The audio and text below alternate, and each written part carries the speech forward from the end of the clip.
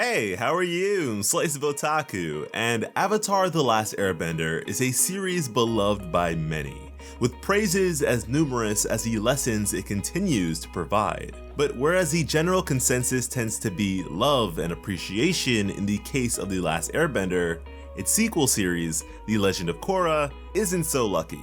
And surprisingly, unlike a lot of other sequels, I don't believe this sentiment to be one led solely by misguided nostalgia.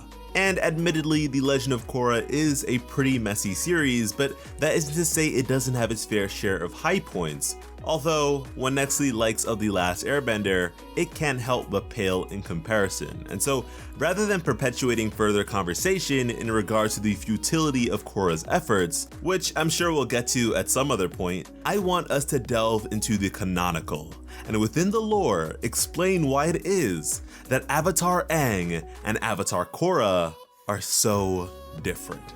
Now, in order for us to thoroughly understand what makes them different, we must first know what makes them the same. The Avatar spirit, as we all know by now, is one of perpetual reincarnation along what is known as the Avatar cycle.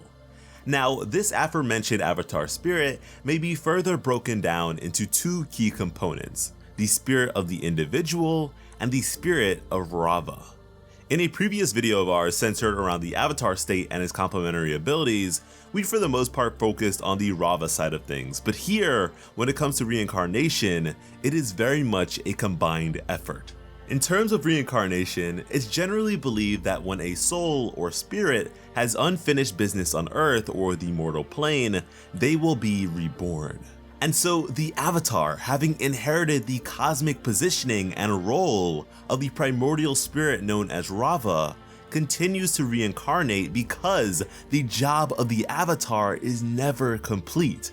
Even if the world were at some point completely at peace, so long as the fundamental construct of goodness exists, the Avatar will continue to return. It's also quite likely that the Rava aspect of the Avatar spirit facilitates the system of progression we know as the Avatar cycle, considering it's the power of Rava which allows for the bending of elements outside of one's natural affinity. And it is thanks to this system that the Avatar, despite being part deity, is provided perspective and empathy when it comes to all manner of life. And furthermore, the perspective of the Avatar is to be that of an individual rather than a collective. And what I mean by this is that the current Avatar must live their own life, with the biases of their past incarnations being limited to that of advisement or wisdom. Which is precisely why the memories and knowledge of an Avatar's previous lives tend to either be subconscious, actively acquired, or provided by external means, as such thoughts from the past would only be a burden to the living.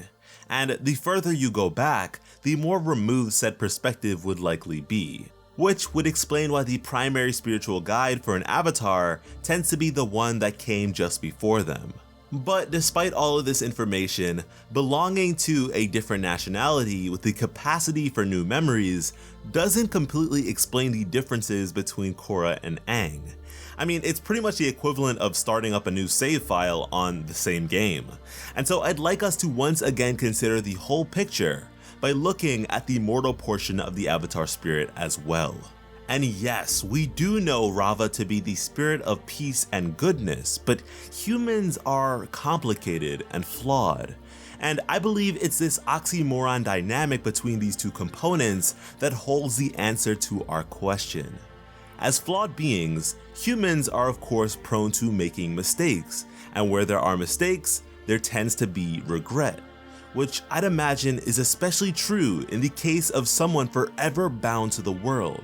This is something we're able to witness even in the case of the first Avatar, Avatar Wan, whom, on the verge of death, believed himself to be a failure, having been unable to maintain peace in the world. And so, I believe that with each new life, the mortal half of the Avatar owes their instinctive traits and personality to the mitigation of any major regrets harbored by their most recent life. Which is a conclusion that seems to be supported beyond the situation between Aang and Korra, as it holds up no matter how far back you go. And so to prove it, we'll be doing just that. And in terms of sequential Avatar incarnations we at least know a decent bit about, we can go as far back as Avatar Yang Chen, the airbending avatar that predated Aang. Now, Avatar Yang Chen very much sought to fulfill her role as Avatar as soon and as much as she possibly could. I mean, only a week after mastering all 4 elements, and she was already out in the world facing major threats, and did so with great efficiency and potency. Like, it's to the point where her name was heralded as divinity. She established a state of peace in the world that lasted for generations, even after her own death. Now, in terms of regrets, because Avatar Yang Chen devoted herself so heavily to her role as Avatar, it's likely that she wasn't really able to live for herself. She left her life as an air nomad as soon as she possibly could, and considering her advisement of Aang, very much placed her Avatar duties above that of air nomad principles. Which is why in the next life, she was reborn as Avatar Korra, a self-centered, free-spirited, go-with-the-flow sort of avatar that really didn't value the position all that much, opting to instead use his gifts in juvenile bouts of strength or for the sake of flirting. And he didn't really involve himself much when it came to world affairs, instead leaving things up to world powers. But ultimately, the life of Avatar Korra was an incredibly short one, as he died at the young age of 33. And with that, Korra led a short life of major regret as his boasting arrogance got him on the bad side of Ko, the Face Stealer, a spirit who claimed the face of Korra's wife as punishment. And shortly after his death, the world was plunged into despair as the Avatar was now an unreliable force for decades. And so to rectify his failure as an Avatar, Korra was reborn as Avatar Kyoshi. Now, Avatar Kyoshi took her role very seriously and was willing to do whatever it took to ensure the safety of the world and her people. And it's because of this devotion that Avatar Kyoshi is particularly revered in the Earth Kingdom, because it's where she was most involved, actively maintaining the region's stability, having even established the Earth Kingdom task force known as the Dai Li, as well as founding her own island. The life of Avatar Kyoshi was one full of hard work and perseverance, which lasted longer than that of any other, with her passing at the remarkable age of 230 years old. And I think similarly to the earlier case of Avatar Yang Chen, that as an accomplished avatar, Avatar Kyoshi's regrets would lie with that of her work obsession. She was relentless in her pursuit of absolute justice and the protection of her people. But having served that role for so long, more than likely kept her at a distance from those she so desperately sought to protect. Not only that, but 230 years of life is a very, very long time to live. And at a certain point, the majority of the people she protected would have died before her, and that includes love interests and even her daughter Coco. And of course, there's the whole corrupted mess that her creation, the Dai Li, would later become. And so in the next life, she became Avatar Roku. Now, Avatar Roku was someone who established deep connections with those around him. And at that, his loyalties were to the world before his nation, even refusing Fire Lord Sozin's royal decrees. And quite notably, the spirit of Avatar Roku adorns an elderly visage as opposed to all other Avatar incarnations. You see, Avatar Roku very much embraced his old age, even going as far as to retire on his own private island. But with all that being said, the regrets of Avatar Roku should be pretty obvious to all of us. Avatar Roku felt as though his being the Avatar was to blame for the travesties that would befall the world going forwards. And when it came to dealing with his old friend Fire Lord Sozin, Roku had always hoped for another way, but was unable to ever do so. But with the end of Avatar Roku was the beginning for Avatar Aang.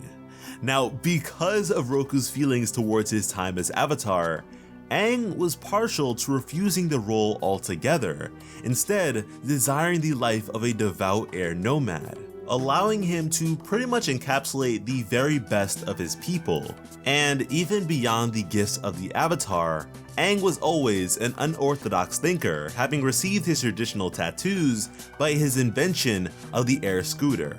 And it is this same sort of flexible thinking that allowed him to both seek and discover another way of ending Fire Lord Ozai's reign of terror without sacrificing his own morals. However, we all knew Aang to be a character plagued by regrets.